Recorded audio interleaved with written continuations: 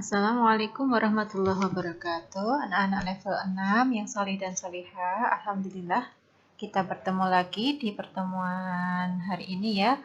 Setelah kemarin kalian belajar dengan Ustaz Khadijah tentang ciri khusus hewan terhadap habitatnya. Hari ini kita akan belajar tentang manfaat tumbuhan dan hewan berdasarkan habitatnya.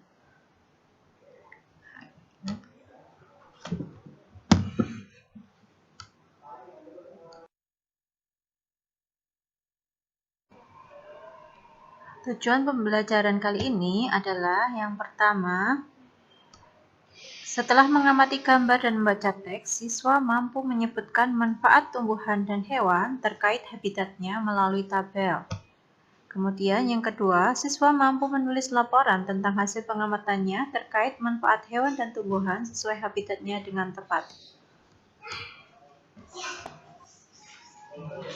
Kita lihat sekarang manfaat tumbuhan bagi manusia. Ciri khusus tumbuhan memiliki manfaat bagi dirinya sendiri maupun manusia. Salah satu contohnya adalah tanaman beluntas.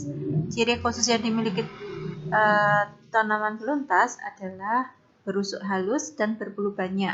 Kemudian dia juga tumbuh di daerah kering, tanah keras dan berbatu. Tingginya bisa mencapai 3 meter sehingga karena cirinya tersebut beluntas dimanfaatkan sebagai tanaman pagar.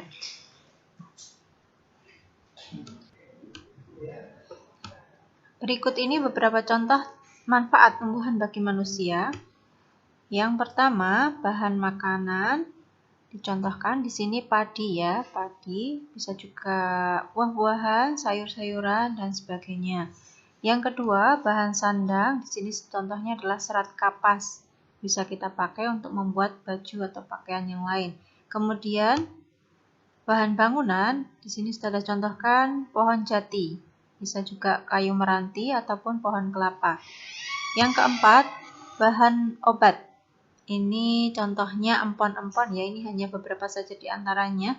Ada jahe, kunyit, kemudian kayu manis dan sebagainya. Kemudian yang kelima, bahan baku industri. Di sini contohnya adalah getah karet yang dipakai untuk bahan dasar pembuatan ban.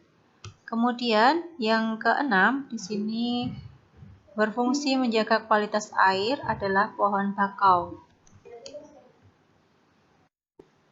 Demikian tadi manfaat tumbuhan bagi manusia. Sekarang kita lihat manfaat hewan bagi manusia. Sebagaimana tumbuhan, ciri khusus yang dimiliki hewan juga bermanfaat untuk hewan itu sendiri dan juga untuk manusia. Sebagai contoh, keong sawah. Keong sawah hidup di perairan dangkal yang berdasar lumpur. Keong sawah banyak hidup di sawah, rawa-rawa, pinggir danau, atau pinggir sungai kecil. Keong sawah bermanfaat untuk membersihkan lumut atau rumput yang biasanya tumbuh mengambang di atas air. Nah, ini gambarnya keong sawah ini juga dimanfaatkan sebagai pakan ikan. Nah, berikut ini beberapa contoh manfaat hewan bagi manusia ya. Kita lihat. Yang pertama, penghasil bahan pangan. Ini gambarnya susu dan keju. Dihasilkan oleh siapa? Ya, betul, dari susu yang dihasilkan oleh sapi. Kemudian, yang kedua, penghasil bahan sandang. Di sini dicontohkan ada jaket ya, jaket domba yang terbuat dari kulit domba.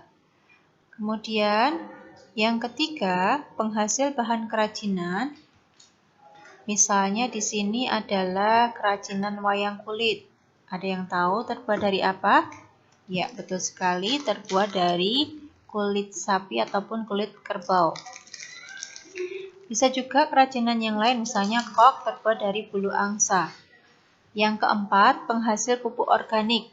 Nah, kita tahu ya, pupuk organik berarti terbuat dari bahan-bahan alami ataupun dari kotoran hewan yang diolah sedemikian rupa sehingga menjadi pupuk organik.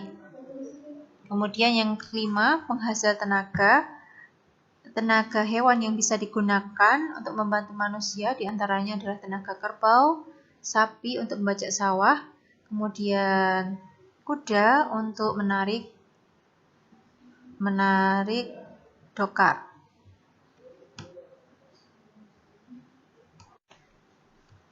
Itu tadi ya manfaat hewan dan tumbuhan bagi manusia. Now we have a job to do. Kalian amati hewan dan tumbuhan di lingkungan sekitar rumahmu. Kemudian salin dan isilah tabel berikut di buku tulis kalian. Diisi dengan manfaat hewan dan tumbuhan bagi manusia. Nomor 1 sebagai contoh ya, di sini domba, habitatnya di darat. Manfaatnya bagi manusia, kulitnya bisa dipakai untuk membuat bahan sandang. Demikian tadi pembelajaran tentang manfaat hewan dan tumbuhan bagi manusia. Nah, sekarang Ustazah akan membacakan mutiara Al-Quran yang bisa kita ambil dari pembelajaran kita hari ini dari Quran Surat Al-Mu'minun ayat 19. Lalu dengan air itu kami tumbuhkan untuk kamu kebun-kebun kurma dan anggur. Di dalam kebun-kebun itu kamu peroleh buah-buahan yang banyak dan sebagian dari buah-buahan itu kamu makan. Masya Allah ya. Begitu banyak nikmat Allah yang harus kita syukuri ya. Oke, itu saja untuk pembelajaran kita kali ini. Kita akhiri. Wassalamualaikum warahmatullahi wabarakatuh.